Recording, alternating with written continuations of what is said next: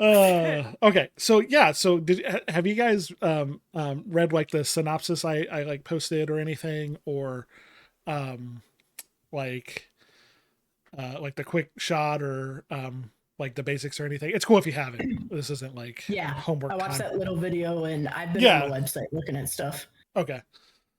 A little bit of it, yeah. Okay. Cool. Yeah.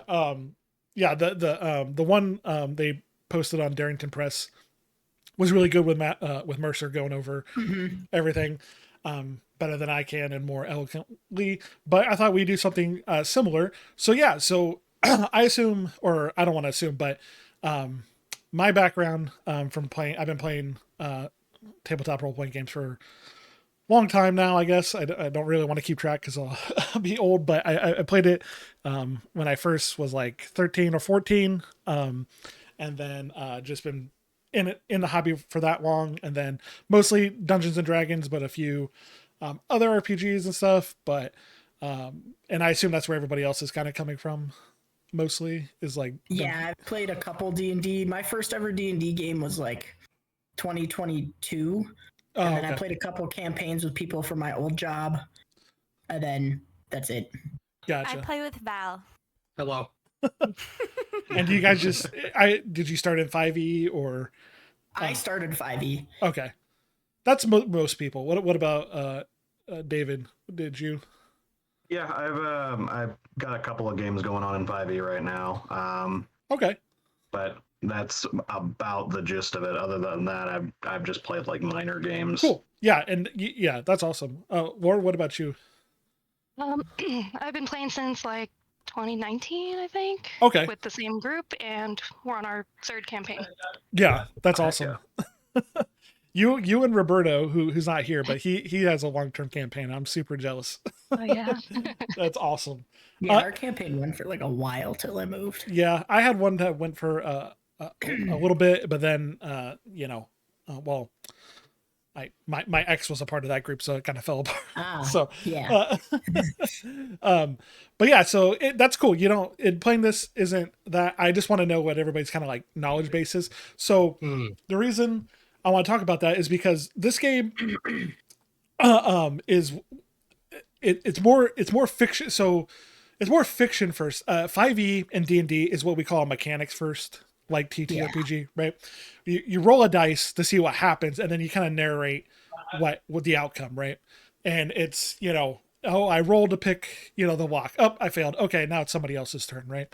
Well, in this one is what we call more prescriptive, where it's you roll to unpick the lock, you fail, but that's just not like a null roll. Like something interesting comes from that, and the dice kind of reflect that. And in D&D, you kind of in pretty much all the editions, as you level up, you get kind of better at what you already can kind of do, right? Like wizards can cast bigger fireballs, rogues can, do more actions per turn. Warriors get better at hitting stuff, or fighters get better at hitting stuff with a variety of weapons, stuff like that, right? So you kind of grow up. So in this game, you kind of grow out. You get more interesting things to do as you level up, and more abilities and interesting ways of playing and like kind of adapting your character. So that's like kind of the big distinction. And from this as well, there's never a time when you're playing this game where nothing happens, right? So it can kind of seem kind of demanding at first because you're waiting in D&D, it's your turn. You missed all 3 of your attacks. Okay, now it's Cassie's turn. You know what I mean? And that's it, right? In this game, that doesn't happen. So it does ask a little bit more of the player and the GM to be engaged with the fiction and the story and like spotlighting and stuff like that. I wouldn't say it's overly demanding like that, but it's not just, well, I didn't do anything, right? It's like, oh, something else happens, right? Something, every time you roll the dice, and we only roll dice when there's like a threat or something interesting can happen. So we narrate that, right? So it's very important to like saying out your intent about when you go to roll the dice. Because oftentimes in D&D, you roll dice and then it's like, well, okay, maybe this happened. Maybe this is how I failed, right? And that's kind of players and the DM doing a lot of work for the system, in my opinion, and this is controversial. So, you're doing a lot of work. You're doing a lot of like the narrative heavy lifting. Like, oh, you just didn't fail the rock. You didn't, fail to jump out the window. You actually like tripped on the chair, and now the guard's gonna catch you, right? That D&D doesn't really care about any of that narrative flavoring. It cares about what happened with that net dice roll, right? This game does, and there's actually when you roll dice, you're gonna get meta currency between the hope and fear mechanics with that. So to kind of jump into it, let me share my screen here. Hello. How do you do? Hey, it's Megan. We can't hear you if you're talking. Oh, wait. I was trying We to figure out what was happening. We can hear you. It just sounds like you're underwater. does. Oh, 1 second. There you go. Oh, never mind. Maybe she was underwater. Sound like Maybe. she was talking Underflooded. backwards or something. Sound like she was Yeah. speaking in tongues or something.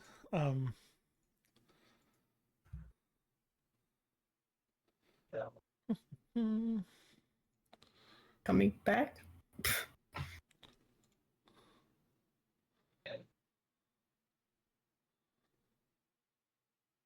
Sure. All right. Can everybody see this? Like, Can you hear me now? Yes. Yeah. Yeah. Much better, yeah. Okay. I had to get my headset. I could see. I can't really read the text, Oh, but let me zoom in. Yeah, there we go. yeah. Okay. Yeah, compression is kind of killing it. It's coming. Okay. Well, I just wanted something to reference. So, yeah. So let's start with like the core mechanic because that kind of how everything stems from it. And when we start looking at the classes and like abilities and stuff, you're going to be like, what's hope? What's fear? What's stress? So in this game, you're rolling 2 d12s, right? And one represents your hope dice and one represents your fear dice. And so you have, when you roll, you're going to distinguish between those two, right? So you can color them differently, white, black, it doesn't really matter. So when you roll, so when I ask for an action roll or something, or like an attack roll or something like that, you're going to roll the 2d12. You're going to add them together, and then you're going to tell me which one is higher, right? So you would say, for instance, if I rolled, 2d12, one's a 6 on the fear die and a 7 on the hope die, you would add that together, add your modifier, and then say that's a,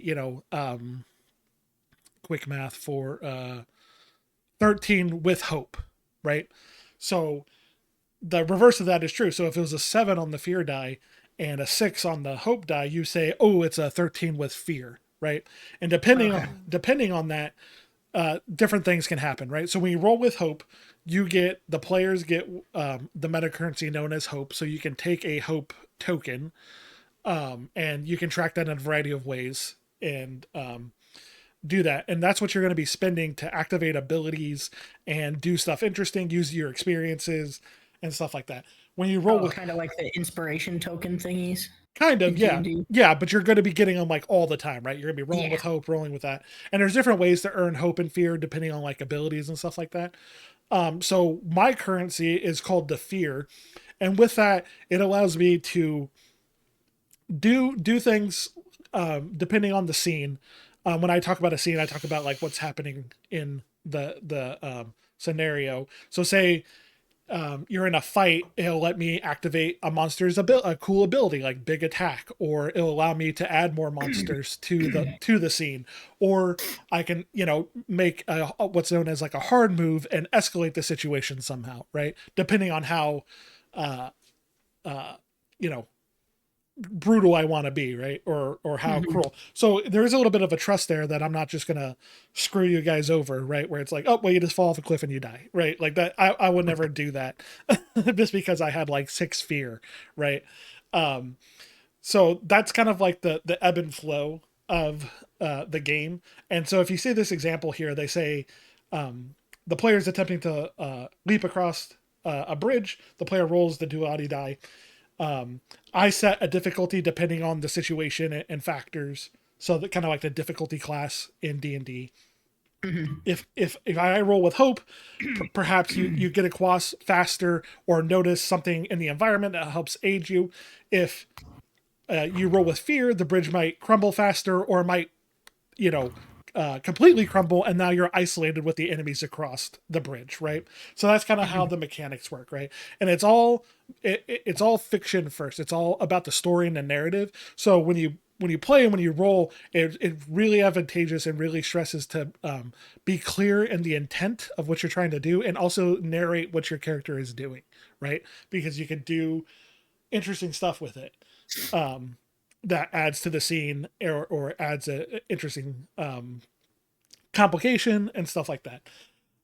So there's like a limit on how much hope you can get and like how you can spend, but it's something you'll be getting continually through the session, and it carries over to the next session as well.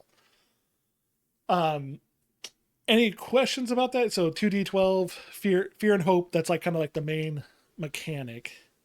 Nope. That's how you do everything, attacking and all that. Correct. Yeah. So there isn't skills in this game per se. Like you're not gonna be, like an alchemy skill. That each attribute has a like kind of a list of like things associated with it, kind of like perception, searching, and endurance and stuff like that. So the characters don't really get skills. You can still do that stuff. That is still a part of the game, but again, it gets back to that whole prescriptive thing where it says, Val, if you say, oh, your character is a baker, I want to work on a project of like opening a restaurant. That's something we can talk about like in the story, and there's like clocks we can make and different things we can do to spend it, because there's downtime in the game, and one of the moves you can make during downtime is working on a project or advancing some sort of goal. Nice. Kind of like off screen. So again, that's why I talk about it's like prescriptive more than like descriptive, where in D&D you're kind of limited to like kind of the skills your character has and kind of like what they can do. In this game, if for instance, if Lauren's character all of a sudden likes a deity and wants starts becoming more religious, we can talk about maybe giving her some divine abilities and taking from the seraph tree. You know what I mean? So it's very loose in that way, and very Nice. Stuff like that, and interchangeably, because that's what makes sense like in the story, right? Where in D&D it's like, well, if you want to be a cleric, you gotta take a level of cleric, you gotta, you know what I mean? Like you gotta it's very mechanics heavy, where in this one it's like there's ways of like making characters interesting and stuff like that. And while the abilities aren't just like killing enemies, some of them are like social abilities, some of them are like for instance, like the rogue class, one of the subclasses you can take is called the syndicate, and basically one of the abilities is basically anywhere you go you have a like contact, so it doesn't matter where you are, you always know somebody, right? Yeah. So you could be like in the middle of the ocean at some like trading post or something, or a ship, and you pop on that ship and you're like, oh hey, I know somebody on this ship. Just because you're so interconnected, right? Like you're such a social player, right? So it's not all just in D&D, I like to say, and it sounds like I'm shitting on D&D a lot. I say I shit on D&D a lot because I love it so much, and I played a lot of it, and it's the only thing we compare it to. In D&D, basically all the players are a bunch of hammers, and everything's a nail, right? That's why like murder groups come about, right? Because all you have I'll be down in a minute. is abilities that fight, right? There's not a lot of abilities for like social encounters or role play and stuff like that. It's all about killing and actionable stuff, right? Yeah.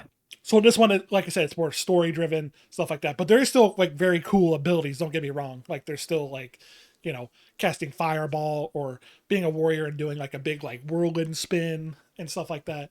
So yeah, that's kind of where it's coming from. So with that, that's kind of like the core mechanic. And so getting into that, since it is more story focused, and it's not it's not asymmetrical, right? Like they say, if you're familiar with like games with asymmetrical design, that means everybody kind of has an equal chance in it, right? Like we're all equal and we're all like kind of going around asymmetry, fighting each other with the same odds and abilities and stuff like that. In this game, in a story game, it's very much like I have more power to like control the narrative and stuff like that, but you guys also have more power to interrogate the fiction and role play and do stuff like that. It's not just like, well, you guys are a level 5 party. That means I can put up 5 goblins, and that's equal to, what I mean? It's very equal like that. So sometimes it might be where it's like, oh man, we are absolutely getting hammered on this. You know what I mean? Like it's not too focused on like balance, right? There's balance to it, but it is very much like more narratively focused. So sometimes you're like, wow, we're really just not going well. So maybe we need to tap out or approach this in a different way, right? It's not like, well, I know Cullen is going to throw, this is a deadly encounter, and so we're probably going to die. You know what I mean? There's not like this like balancing that goes on. It's more of like what's interesting for the story and the characters and the type of story we want to tell, right? Okay, so let me... So there's other games like this, right? Like, because I switched screens. Did that go back to that screen? I mean, this is kind of like the Fallout GTRPG. Kind of, yeah. There's other games. If you're familiar with, there's a great series of games called Powered by the Apocalypse games, Apocalypse World, Dungeon World. Those games are very fiction first. Genesis by Fantasy Flight, another fiction first game. Blades in the Dark, and it's Forged in the Dark supplements, very fiction forward game. Which is the type of, if you talk to most people, at least when I talk about D&D with people, they talk about, they really care about like the RP and the story of it, right? Some people really do get into the mechanics and stuff, and that's cool. I love like crunchy strategy games and stuff like that, but it's more about the story and the characters and the experiences. And like when you talk about somebody, you're like, oh man, this one time, like there's this dragon, we were defending a fort. They're not really talking about that one time they like got, cast a spell at a high level and they did it. They usually tell you about the story result because of that, not because of how awesome that mechanic was. You know what I mean? Right. So these games focus more on the story aspect and the fiction of it there. But yeah, so it is at its core it is a fantasy game, right? And we can kind of play around with that, right? It could be like science fantasy, dark fantasy, heroic fantasy, stuff like that. But you got, wizards and elves and swords and sorcery and all that jazz. And then also too, it is, heroic. So like the players are kind of like, you kind of start off cool, right? Like you kind of start off with like a lot of cool abilities. You kind of start off strong. In 5th edition, you kind of start off kind of weak, and then you gradually get more power. And you become that. And this one, you kind of assume that you're kind of like front loaded, we call it, like if you're familiar with like anime, right? Like Goku is a front loaded character. Luffy in One Piece is a front loaded character. Like they're already kind of badasses at the start. Whereas as in Naruto, you're literally like day one. Naruto is he's a he's a little he's a little shithead. He doesn't have any power, and it's about that journey, right? Yeah. So yeah, there's a couple principles. So, and I set that like kind of the player principles and stuff like that. So this game is very much about telling, it's a collaborative storytelling game, right? So when it comes to like PvP and stuff like that and like fighting each other, you can do that, but it's really going to be, not like a struggle, but it's going to be like, okay, let's talk about that. Like let's talk about the fiction of why these characters are coming into conflict, rather than like, okay, let's roll initiative and you guys slug it out till one of you goes to 0 HP, So Yeah. So if you're looking for that type of game, this it's not really going to do that. So, because some people love that aspect of like D&D games like that. They want to be the best character and have the best stuff. Which you absolutely can in this, but it's like, it's not about like winning, right? Even the gold you'll see in the gold system and how you get loot, and experience is drastically different. You don't track that stuff. It's more abstract than it is like we're counting how many gold pieces you got to buy this awesome sword, right? But yeah, so I have I didn't finish it. I'm sorry. I was gonna finish it at work today, but was extremely busy. For some reason on a Thursday. How dare you work? Yeah, I know. Our very important hour-long roles and access meeting. Yeah, I could have been working on this instead of It was a good meeting. What are you talking about? It was. All right. That's a wrap. So, I kind of debated on where to kind of like start with the overview because there's many different levels. Valor. What? You're on there. You're in his PowerPoint. Sorry, I didn't finish. There's cool icons with it. So when it comes to the classes, and sorry, this is kind of like a fire hose. I was trying to give you like a broad overview of stuff. You're good. When it comes to the classes, they each have 2 domains that dictate kind of like their flavor, right? They kind of like the abilities and stuff like this. So there's 9. So as you see here, there's arcane, blade, and bone.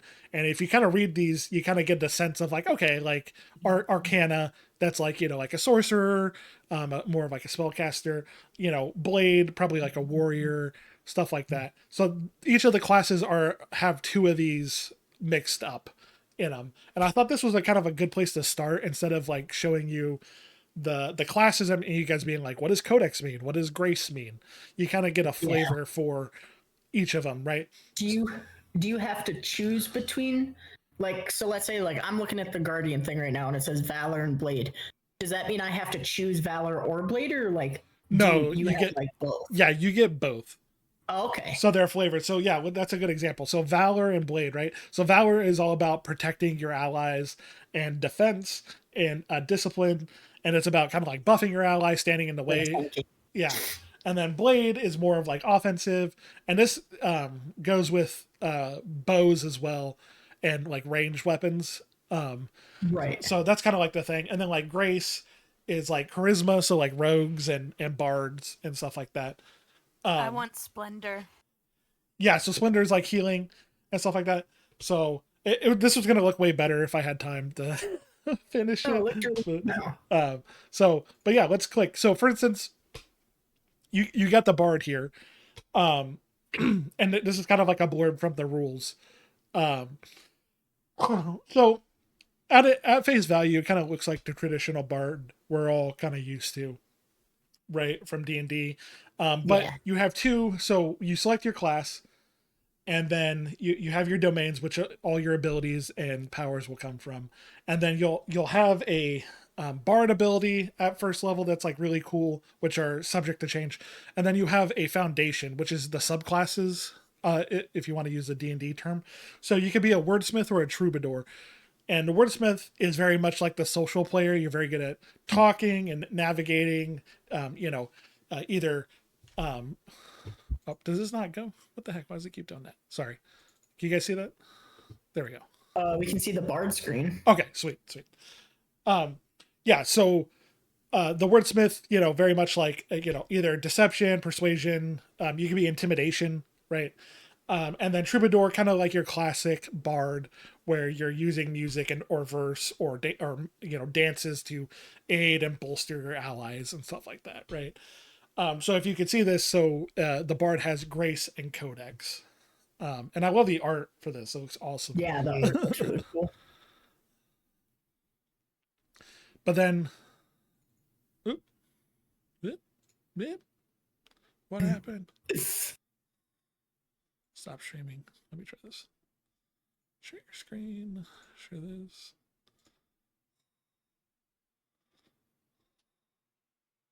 Okay. You see the druid one now. Okay. For some reason, it's just Megan on my screen, but that's okay. Like actual me, you don't like. I don't have my camera on, do I? No. There we go. I was like, for some reason, I accidentally clicked that. Okay.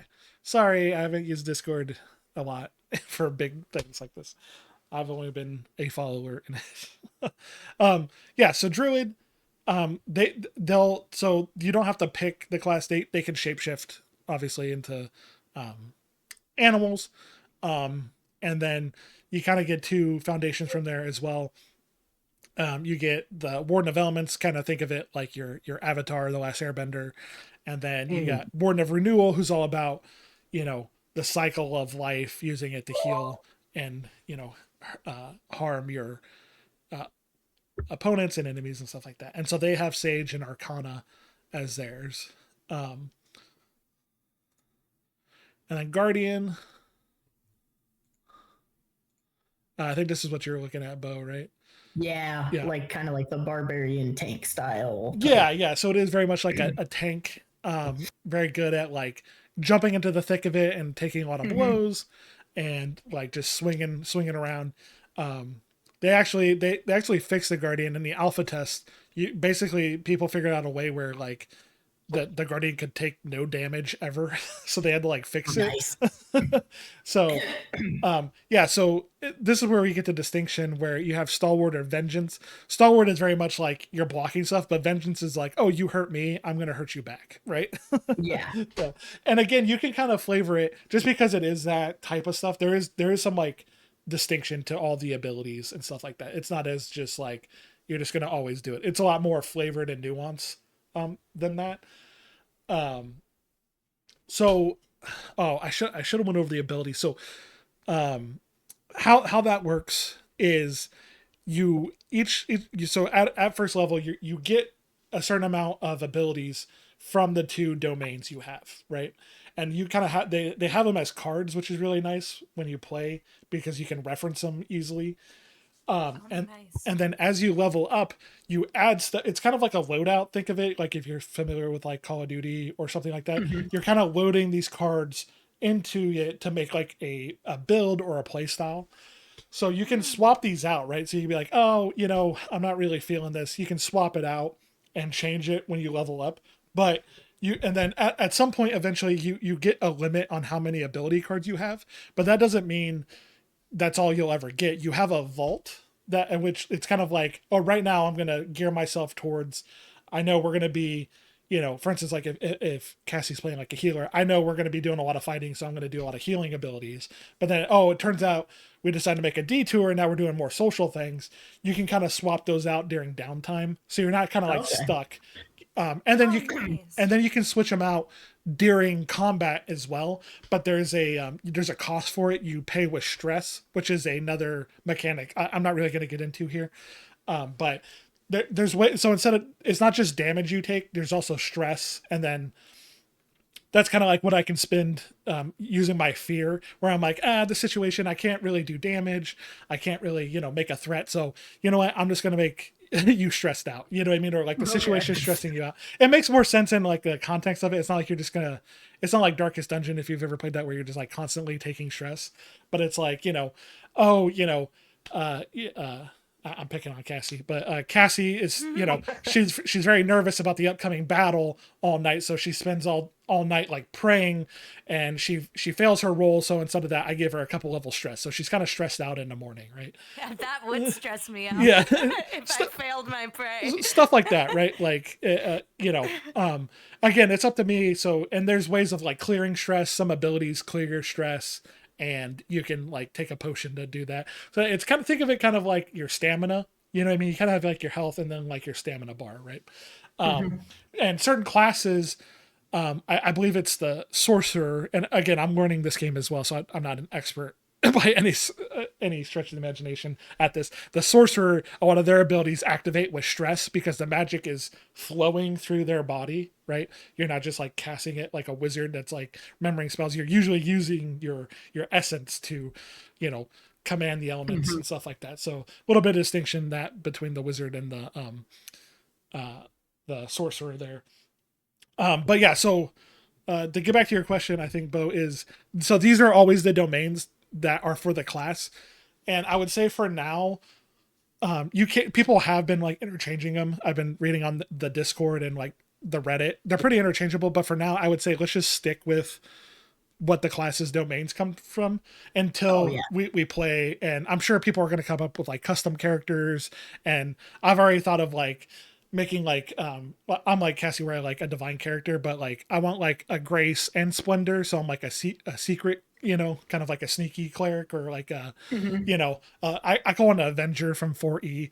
In fourth edition there is a divine wielder that was the class was you're a cleric, but you're a cleric of a forgotten or banished god, and you're basically like carrying out and keeping the will of this like religion alive, right? So you're kind of like you're like kind of like a, not like an assassin, but like a rogue cleric, which is really cool. Like an acolyte type deal. That's cool. Yeah, so really cool class, and I love that idea of like, oh yeah, my god's long dead, but I'm keeping it alive and like shrining it, So but for now, let's not get crazy with changing. At least that when we get to the ancestries, which is what they call the species or the races in the class, that's where we can play more around with finding something that fits for y'all.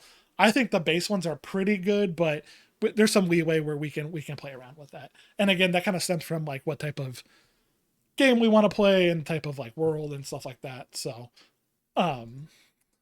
Rangers here. Ranger's pretty I wouldn't say cookie cutter, but kind of what you expect, right? Like you got your, a hunter ranger, and then you got like really into your animal ranger. So the beast bond is the only way you get like a pet. The ranger just doesn't come preloaded with that. So the wayfinder is kind of like you're really good at hunting, and then beast bond you get a whole other character sheet for your pet, and it's like you attack and tandem, hunt together, and do social encounters with them. And then I think I've mentioned this before in the Discord, but the classes there isn't any requirements or limitations. So anybody can wear any type of armor.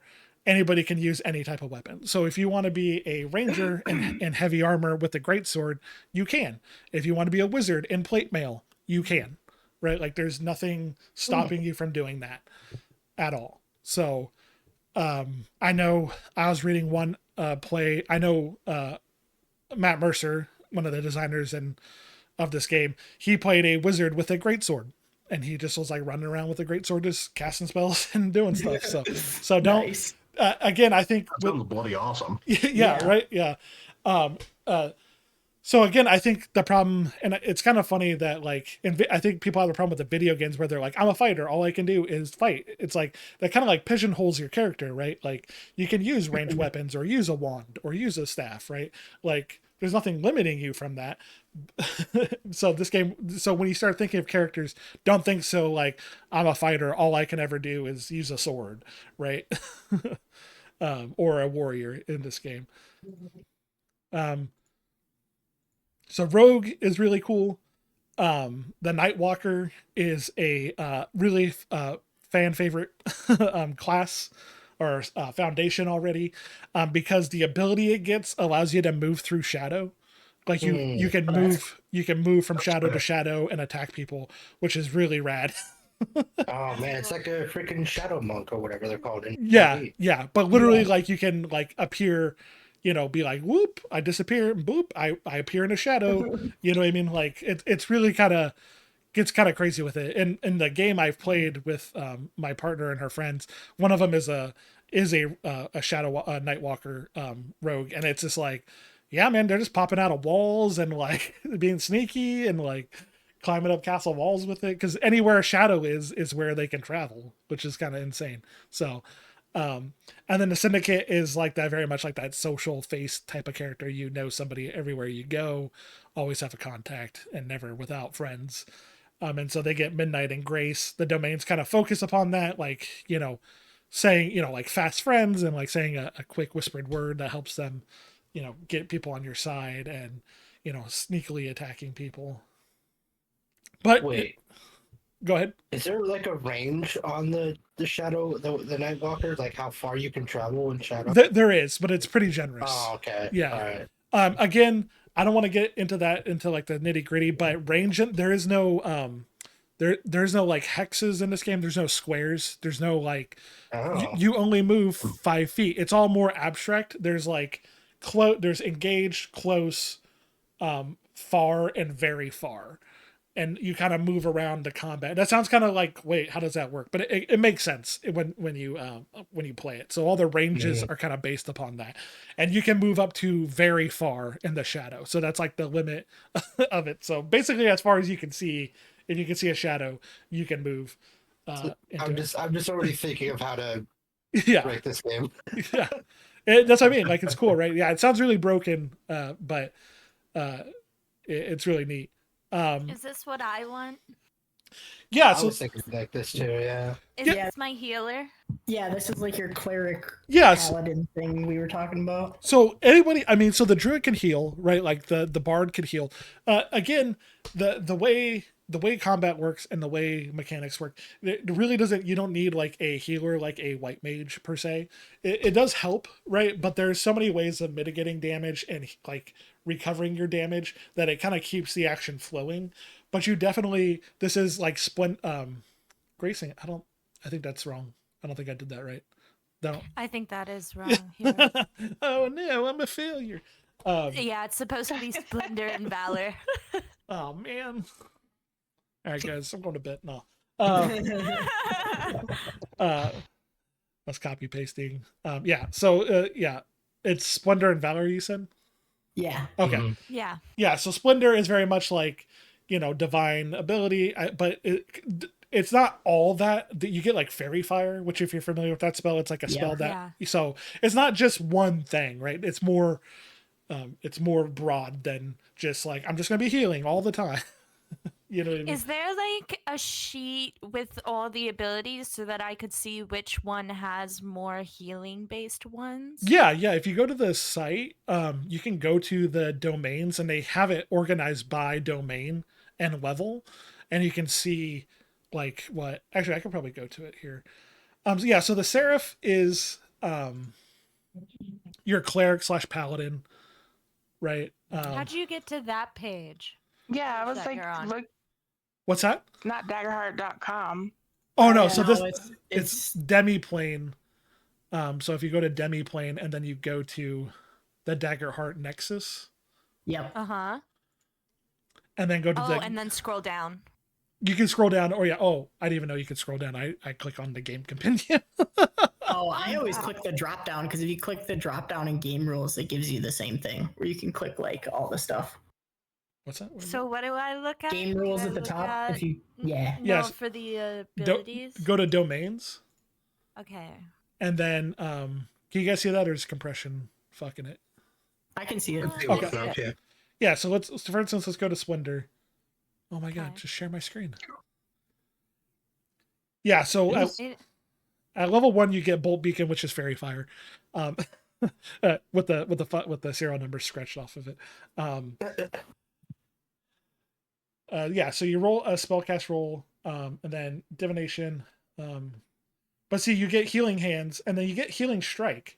So when you do damage, you may spend a hope to heal a hit point. So it's kind of like it's like heal lay on hands. That's cool. Which is I like that. Yeah. And point they are marked with Right. So when you make a character, you have your two domains. You don't have to take a card from each. If you want to take all Splendor cards, you can. If you want to take all Valor cards, you can. It just depends on your type of loadout you want to go for, right? So I'm gonna play a Seraph. Yeah. Life Ward sounds cool too. Yeah. Yeah, I know. This looks so sick. I love these healing spells. Yeah. I'm so excited to hear. I've only read up these some crazy ones higher up.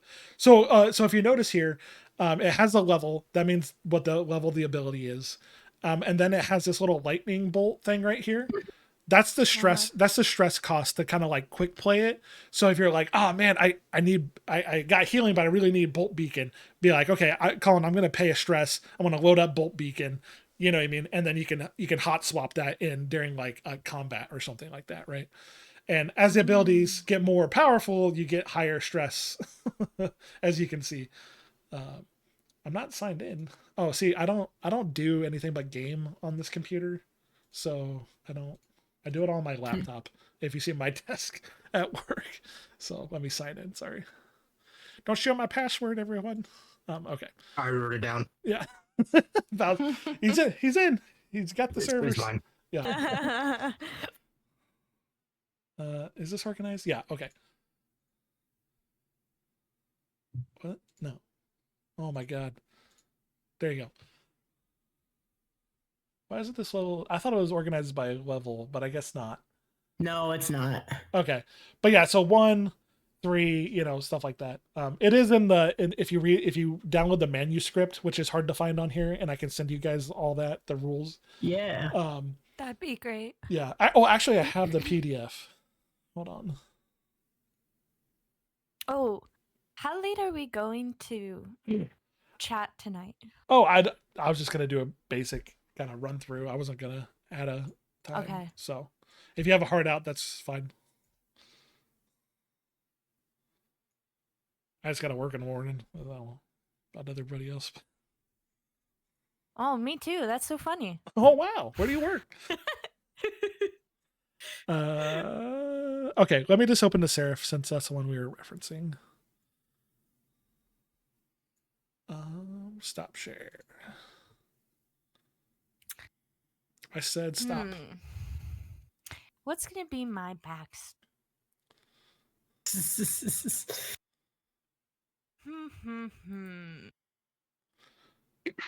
Oh, that's why the compression's bad. I don't have nitro, so it's only 720. I'm not giving you money, Discord. Get ahead of you. Yeah. Even though I make plenty, I don't gonna give you money.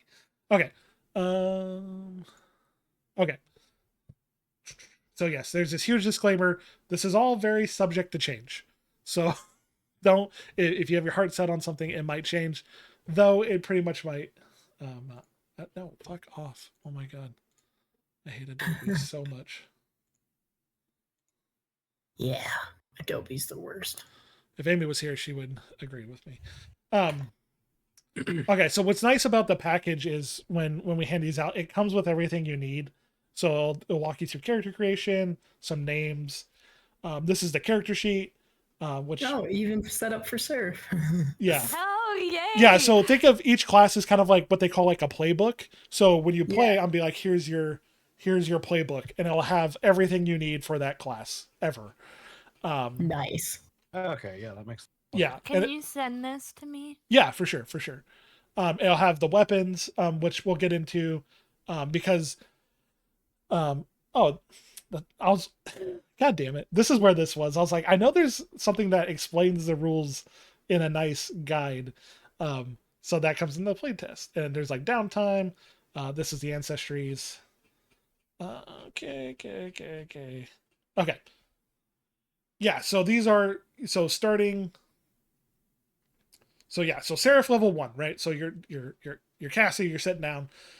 So you pick the Seraph, and then you get to pick a foundation, and the 2 separate ones are Wing Sentinel and Divine Wielder. Wing Sentinel, you basically get some sweet wings, you can fly. That's what I'm gonna do. Cassie's like, That's so pretty sick. that's all I need to hear. That's all I need. I wanted to be a fairy, and now I'll just be an angel. Yeah, and that's all. Well, both. Well, just because you have wings doesn't mean you're an shit. angel, right? Do angels exist in this world? Who knows? But we can get into that when we. Yeah. Isn't that Maybe a I'll put Seraph? it in my backstory. Yeah, then they exist, right? Like that's that What did you magic. say, Lauren? Oh, I thought you said No, something. My Megan bad. talked. Oh, sorry. Oh, Oh, I said, isn't that what a seraph is as an angel? I'm pretty Yeah. sure it is. I mean, yeah, in Christian mythology, I guess. Yeah. yeah. So Divine Wielder, you basically get to be Thor. Your weapon, just you can throw it and you hit people with it. When I sat down and did character creation, I made a Ribbit, which is a frog seraph divine wielder, who's basically just like Frog Thor. Frog Thor. Yeah, or Throg if you read the comics. Yeah. So, they added, what's that? What does that say? They added something to this. Once per long rest, you can. Oh, cool. So yeah, you get a little sparing touch, which is like lay on hands. Nice. Oh, you can spend a hope. So Wing Sentinel, you spend a hope, pick up and carry another willing creature approximately your size or smaller. That's awesome. Val, I'm gonna carry you 24/7 So it's Why like me? because you won't Yeah. be willing. like and to it'll be battle, very my friend. amusing. And, like you like carry him. like a little kid, Yeah. monkey arms. Yeah. Yeah. Like the Groot rocket backpack thing in Marvel Rivals. Yeah. Yeah. So you get Bolt Beacon. So you get to pick, I believe, 2 cards at level 1. Don't quote me on that. So they could be 2, or it might be 3. I forget. You could pick this. So you got Bolt Beacon, Mending Touch, Reassurance. I believe that just. That's actually new. Once per short rest, after an ally attempts an action roll. But before the consequences take place, you may offer assistance or words of support. If they do, they may re-roll the dice. Oh, so it's like lucky, but Yeah. okay. And yeah, so Valor here, which kind of goes if Bo's going to play the Guardian, it is very much like pushing people away. I am your shield.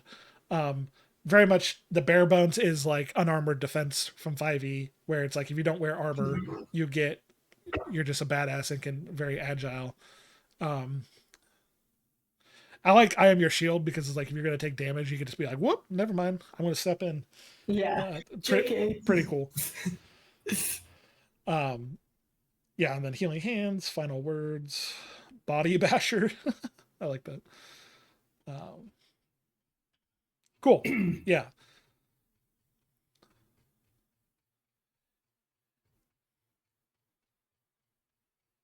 But yeah, so you'll be rolling dice, right? We'll be making, so when I say like if you're reading this, it says like action rolls or attack rolls. That means that you're rolling these 2d12. If so, I won't get into experience, but you can add an experience, which is what you'll make in character creation. And then you'll say, oh, it's a 20 with fear, and that means you might succeed, right? So that's what becomes interesting, right? Where it's like, oh, I failed to pick the lock, but you didn't meet the DC, but you got hope. So it's like, okay, you failed to pick the lock, but you actually notice that a window is open up top, and so you're like, oh, there's something interesting happens that way, right? Or, oh, hey, I successfully picked the lock with fear. Oh, you opened the door and you tripped the alarm that you didn't see, right? Like, so you succeeded, but there's an extra cost involved, right? So that's kind of how that works. And it gets very more dichotomic. I always use the locked door because that's very like analog, stuff like that. But what I really like about this too is no matter if you roll snake eyes or doubles, no matter what it is, it's always a critical success. So if you roll double 1s, critical success, 2s. So pretty fun doing that.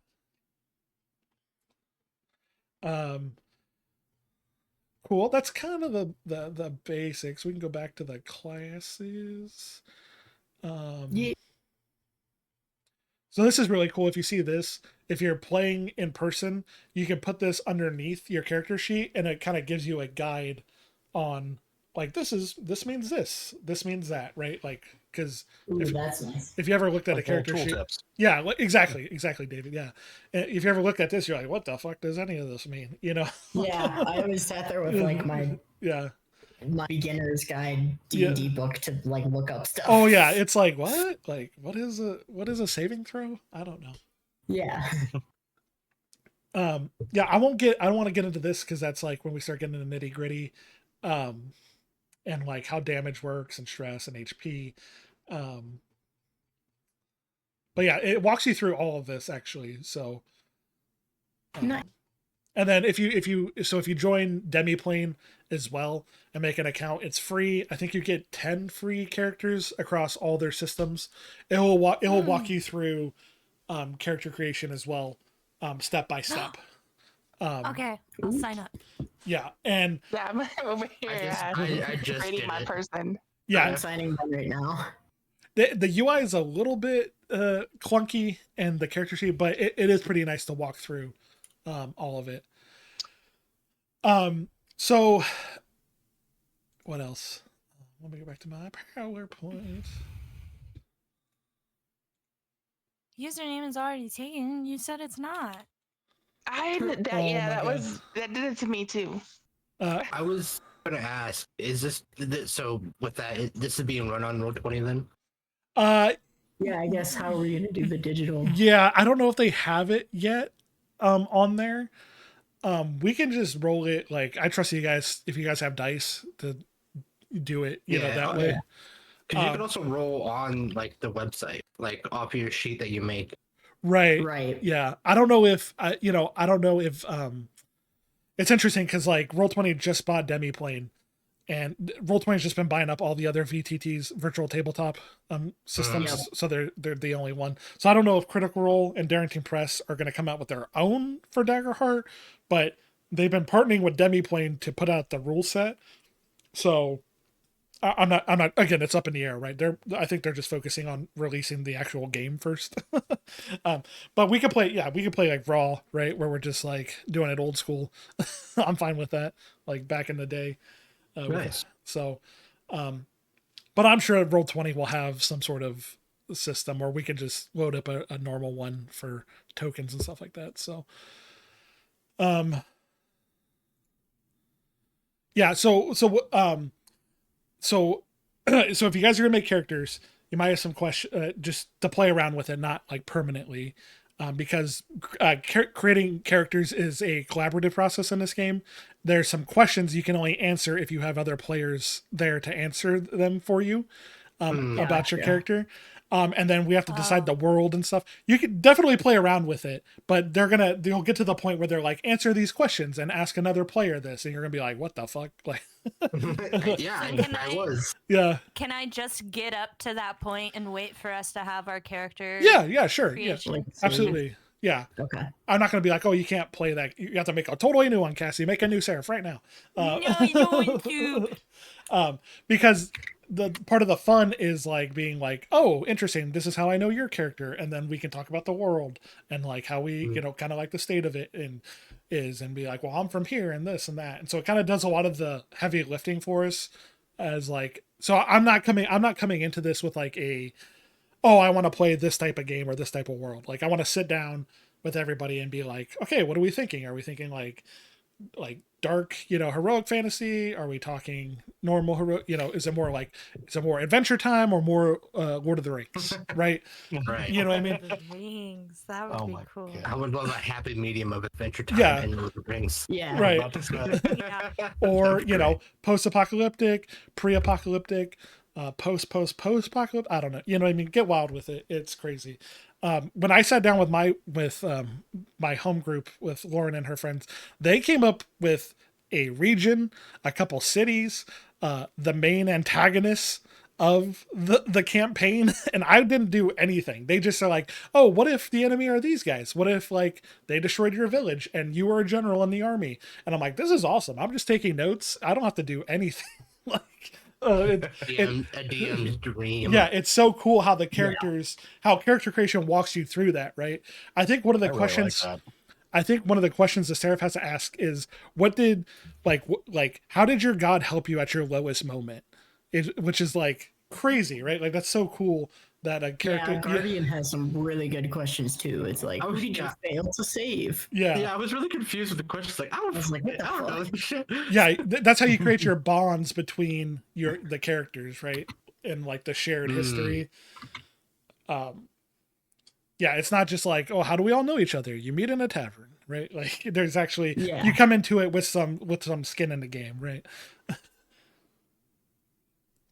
Now, y'all, again, I always say this to every party, like y'all don't have to like each other, but you all have to work together, right?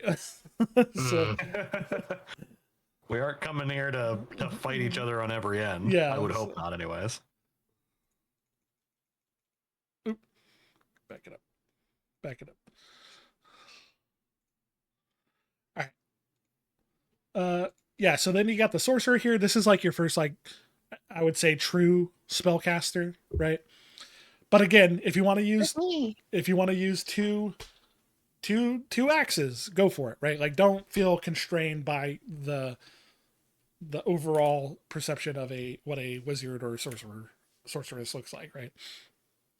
Yeah, so you kind of get primal origin or elemental, you kind of like get dominion over one type of element, or primal, depending, there's a bunch of different ways you can play with that, right? And then you got your warrior here, which I love this art so much. Mm-hmm. It's awesome. Yeah, that's really cool. Yeah. Call the Slayer, Call the Brave. Very good, attacking people, standing in people's way, fighting foes. Call the Slayer, very much like you're very good at taking down like solo, adversaries and slaying folks. And then Brave is you like using, not like feeling it, but like using that bravery to like bolster yourself and your allies and stuff like that. Like I said, I haven't read every class and there's a lot of different things you can do with them. And then you got your wizard here,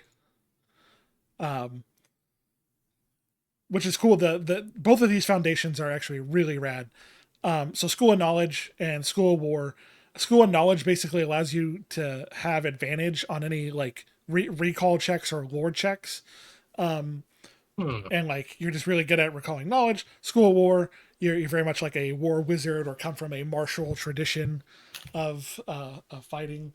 And again, this art is just amazing. It's like a cat folk Katari. Yeah. There. Yeah. So then, you'll see here there. So you might read some box text for the what they call the ancestries. That is just flavor to get you thinking. That is not how it is for everything forever, right? It's just kind of like generally this is what a clink, which is like kind of the automatons, are. So just kind of gives you like an idea, but those they could be varying in size and shape and type and, material. You could be made out of wood or stone or, some sort of loose sediment. I don't know. You know what I mean? Don't feel limited. Like you're just a robot, right? And you can see, so your ancestry grants you some features as well. You decide who created you, and then when you choose an experience that reflects that, you increase it by +1, which we'll get into when we talk about experiences and stuff. And then efficient, you can take a long rest, move on a short rest, which is pretty cool. You got your dragon folk here. You get your elemental breath, and you're kind of naturally scaly. But again, when we sit down, we can define what dwarves are and how they might be different than the typical like fantasy, stereotypes, or like, oh, all dwarves live in the mountains. Like that's not necessarily true for our game, right? Yeah, So that makes sense. So don't feel construed. And we can also mess around with like the poetry layer where it's like, I'm a dwarf, but I have like dragon ability. You know what I mean? Like we can play around with it. So, yeah, that's kind of like things in a nutshell. I kind of made a slide for everything, but I won't go through them because there's like 19 of them. And I was going to save that for later. Yeah, so there's so if you read I think I included that, like the player principles that they included in the game, like be a fan of your character and their journey, spotlight your allies, play to find out what happens, and build the world together, which I think are all great principles. There's some GM principles too that I'll have, which is like draw a map, leave blanks, which means I'll make a map, but I'm not going to fill it every square inch of it, right? It's up to you guys to interrogate the fiction and come up with stuff just as much as it is me when you guys ask me to define something, or, I always say like the Elf Wars, right? Like, tell me about the Elf Wars, Colin. Well, I'll tell you what the Elf Wars are, right? But if we never care about the Elf Wars, I'm never going to bring it up, right? I only care about stuff you guys bring up and want to make the game about, right? So, and that's kind of like my DM style, my Dungeon Master style, my GM style anyways. The players don't care about it, I don't care about it, right? I'm not going to sit here and come up with a pantheon and, tell you about all the gods when there isn't a cleric in the party. And if no one's interrogating that or religious, then what's the point, right? If the players don't care about it, I really don't care about it. But if you want to have a character, like have a fall from grace or, you know, a redemption arc and wants to do that. Let's talk about that. Let's develop the pantheon. Let's, you know, figure what that looks like, right?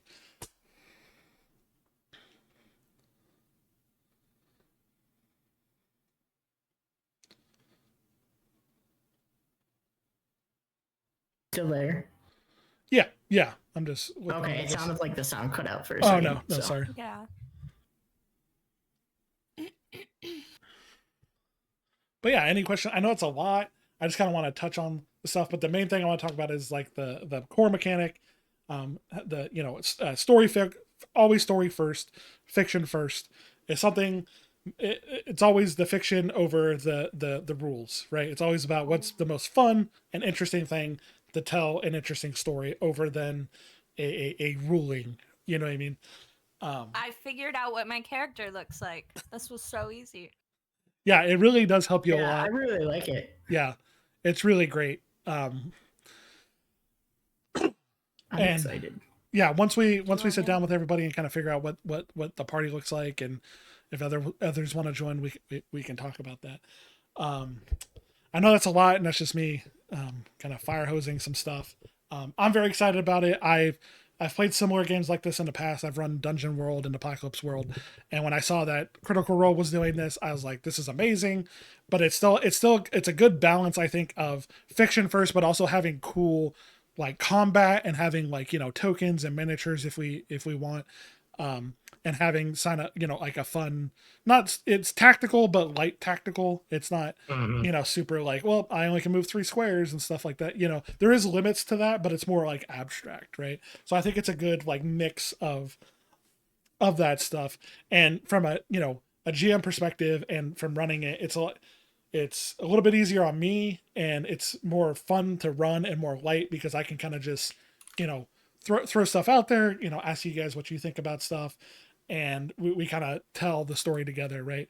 It's not just me being like, oh man, I need to prep this dungeon. Man, okay, they're level 6 now, you know, like, and trying to like number crunch so you guys don't get like blindsided by, you know, a dungeon, for instance. And there's dungeons in the game, right? Like if that's what I kind of talking abstractly, right? Like if you guys want to be, you know, going through dungeons and doing that, we can. If you want a more like, you know, abstract and kind of more like globe-trotting game, we can, right? It's kind of up to everybody on that, right? I'm not coming in with any preconceived notions or ideas. Mm-hmm. So other than I want to play. Yeah, we're starting at level 1. Yeah, we'll start there. Is there any questions or anything anybody's not 100% on? Like I said, I'm learning the game too. Like I'm not going to know everything correctly. We're going to make mistakes. We're going to misrule stuff, but that's part of the fun, right? I feel like more of the questions will come once we like sit down and start world building. Yeah. You know, as Val and Cassie, you know, I'm a big, you know, Final Fantasy fan, so I love like, you know, plucky heroes saving the world from a darkness, you know, but also like, you know, very like character driven, and let's focus on the characters and the relationships and the bonds and stuff like that, or a good mix. You know, it doesn't have to be one thing. We can like mix genres, right? Like, I think Cassie mentioned having like some like romance and some like, you know, enemies becoming lovers, and lovers becoming enemies. Of course. I want it. Right. Let's just make the game Crown of Thorns or whatever the hell that book you. A Court of Thorns and Roses. Get out of here. Yeah, whatever. Let's just make it that. Yeah, and you know, you could, if we decide like maybe you guys are all heroes from different realms and you have come to unite against, you know, something. So if you want to be these more, you know, vested and you know, have some sort of, you know, what's it called, like social currency and kind of the pull of that, if you want to talk about, be like, okay, like Cassie's gonna go off in romance, but her, you know, her court is wondering why she's always away, you know what I mean, and like, oh, now we have to go to Cassie's kingdom and figure out, because like a rival is like trying to take over her territory. You know what I mean? No, I ran away from the person that I was betrothed to, and he was from an evil kingdom, and I didn't want to marry him. Yeah, that's right. That makes sense. Princess in So exile. I ran.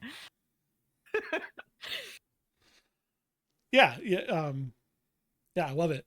But yeah, Like I said, I read all types of fantasy and fiction. From paranormal romance to erotica. I read it because, Why not? Yeah, Because obs. yeah. Can I write my backstory, or do you not want me to do that yet?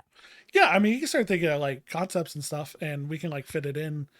Oh no, I'll get you a 5-page backstory by like next week. paragraph format. Yeah. Yeah, I mean, so I'm all for running like a game of 8 players, even though the box says it's only supposed to be 6. But Mercer's gonna run it with 8 and 7, so I don't know if he can do it. I could probably do it. I don't know. So maybe if we sit down with everybody and get more people are interested, or maybe this is it, then we can just run with the 6. We could talk about, one group wants to do a different type of game or a different type of story. We can kind of like split it up. But if this remains a core group, I'm fine with just sitting down with this and doing it. But again, like I said, things are subject to change in the rules. The game is pretty much set. Like the mechanics aren't going to change. They're not going to totally change the dice system, but some of the abilities and the flavoring and the classes might have some nuance when they fully release it. I don't think it will be so drastic where you're like, oh, I'm not interested in that anymore. You can kind of get the vibe of each class from looking at the domains, which have pretty much stayed the same since the alpha, I would say. They're only changing the wording and adding extra stuff to it. But again, where it's like, if a class just isn't working, or something's like, this, I'm feeling really like kind of hamstringed by some of these abilities, and then all of a sudden it's like better or worse, and it doesn't seem like they've been reductive when it comes to changing stuff. They've only added stuff and made stuff more interesting, from what I've observed from reading the rules. So yeah, I guess, there's really, I'm not trying to talk myself out of not starting, but I'm just saying, the game isn't fully released. It is still in beta, right? So it's like early access, right? To use a video game term. Yeah. So, but like I said, the bones are there, right? So, but I know. When is it expected to release? Spring. I think spring is what it said, but April, I don't know. Huh? March, I'm guessing, right? Like spring, but that could be later spring. They really haven't hinted at it. These rules are the 1.5 rules. They released these. I don't have it here. They released these back in like October. Was like the final beta, so it's been a little bit for it. And again, I don't know what the SRD and the free rules are going to like. Are they going to keep all these rules free, or is there going to be a paywall? Because they have to make money, right? So, but I'll get it. You guys don't have to worry about that. I'll buy it all, and we'll have access to it. So they might just make it to where the modules cost money, but the rules are free. Yeah, I hate what D&D Beyond did, where they charge like per spell, which is like, what the fuck? Like, their stuff's so expensive. You bought this book? Oh, did you buy all the spells as well? It's like, what the? That's so scummy. It's so scummy. I hate that. Sorry, I won't harp on that too long. I hate what Hasbro's doing to D&D, but that's a story for another time. Yep. I hate on it because I've played it so much, and I love it. I love the hobby. It's had me meet so many wonderful people and friends and experiences, and to see corporate overlords trying to turn it into a brand and milk it for all it's worth is very, very sad to me. So I rather play games from people that are, interested in the hobby. They love the community. They are, great storytellers and role players themselves. It's creator owned. It's not some, making the shareholders. It's Critical Role. It's Darrington Press, their publishing house, right? So if you watch Critical Role, it's all those guys, Mercer and all them, really great people, support independent artists and creators, and LGBTQ plus, and diversity and all that. So I rather support those people than have a watered down version of my beloved fantasy game. So not that I'm averse to playing D&D, but I rather play a game that's more my style, that helps me run the game in the way I want to play games and tell stories, right? So Wow. Look at my message. Yeah, if you could send that like the Guardian package thing. Yeah, I can I'm send. trying to find it. Yeah, it's You really. just send us everything. Yeah, Yeah. I just like drop it in a file share at work or something. I sent Lauren all my what was that, dungeon magazines. Yeah. Oh yes, you did. I'm like, hey, you want 365 copies from the 70s? I was like, wow, he wasn't kidding. This is a lot. I did the same thing for Roberto. I gave him a jump drive. I'm like, you want all the Dragon and Dungeon magazines that they made since the 70s? Here you go. Nope. Yeah. Hold on. There's got to be a way to. It's on here somewhere. I'll be right back. I'm just gonna use the restroom real quick. They hide it somewhere. They're like, no, just use our site. But there is a way to like download the actual rules. You can also go to Drive-Thru RPG, and you can download the rules from free from there as well. If you make an account, which is free. Oh wow. Which Roll20 owns as well. I'm gonna have to hop off here in a little bit. Oh, it's okay. Yeah, I think we're wrapping up, but I'll get you guys the I'll send it to you. What's the size limit on Discord? Is it 50 megabytes? Is it, or does it depend on how many people are boosting the server? Well, if you have Nitro, you could do like up to 100, I think. Oh yeah, see, I don't. So I don't know what the minimum is because I've had Nitro for so long. I can also zip it and like email it. But but server using Roll20, you can use Foundry. It's way more. You could probably customize it towards this game way easier. Yeah, I've seen people use that. It's a great. Foundry virtual tabletop. Mm-hmm. Yeah, that's what we use for our campaign. Oh really? Yeah, Foundry's great. You can add mods and stuff to it too. I'm pretty sure at this point somebody has made a mod.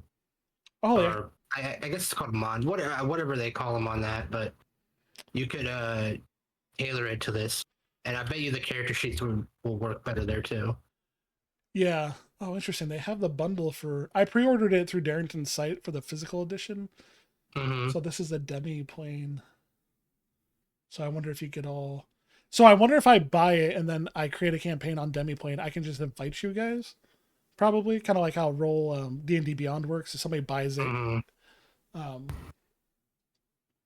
have to look into this. But yeah, I'll get you the beta rules. Okay, I'm back. Welcome back. Look at that little ribbit. I love it. He's trying his best. I made an elf ranger, but I want to do like a warrior. I default to rangers. I'm usually magic, so I'm switching it up this time. I'm usually like a wizard or druid, but I'm like, I just want to jump in and hit shit with an axe.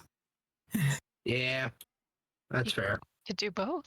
Yeah, I could. Yeah, my home game I'm playing, my partner is playing a fawn seraph, which is a goat person, and then we have a furbog rogue, which is a cowfolk rogue, and then we have a halfling wizard. So the halfling's like kind of the general of this army that got destroyed. I just remembered this, but the furbog rogue is called Mucifer. She's all about like shadows. That's amazing. Awesome. And then my partner's character is like from the sun god. Her village got destroyed. They're all like fleeing this like terrible army that took over this forest and took over the mountain range and destroyed a bunch of stuff. So that's kind of like the kickoff point, because they're all kind of coming together and figuring out what they're going to do about it. So, but yeah. Yeah, it sounds like it has a lot of flexibility. Oh yeah. Mm-hmm. That's good. When it comes to the world and like your characters and how it interacts. And so what's interesting too is in other games, and if you play Dungeon World, this is how it is as well. So if you play a wizard, then you are the wizard. Like, is there other wizards? Who knows, right? Like, you could be the only wizard. There might be other people that use magic, but you are the only wizard, right? Or, you know, if Val plays a ranger, there's other people that are like pathfinders and scouts and woodsmen, but there's only one ranger, right? But it's kind of up to us to decide, right? Like how distinct and prevalent these things are. It's both prescriptive and descriptive, right? Mm-hmm. Which should be a island hopping crew going on expeditions and going from island to island. Right. I mean, yeah, if you want to play a spelljammer and fly in ships to go to different crystal spheres in the astral plane, definitely can. You know what I mean? Or if you want to be realm hoppers from different realms, traveling, you know, the 9 realms of Yggdrasil or whatever world tree or whatever, you know what I mean? Like, can I have a straw hat? Yeah. My character's name is Vegeta. And he's a Jedi. Okay. Yep. That makes sense. Okay, I'm gonna hop off. Sure, Cass. Yeah. Okay. I kind Bye. of need to go Bye. too. Okay. Yeah, we can just end it there. I'll send you guys the stuff, distribute it variously, and then yeah, we could talk about next steps and stuff like that. Sounds good. Sounds good. All right, guys. Okay. Good. Bye. Thanks. Thank you. Bye. Bye. Bye. Bye, guys.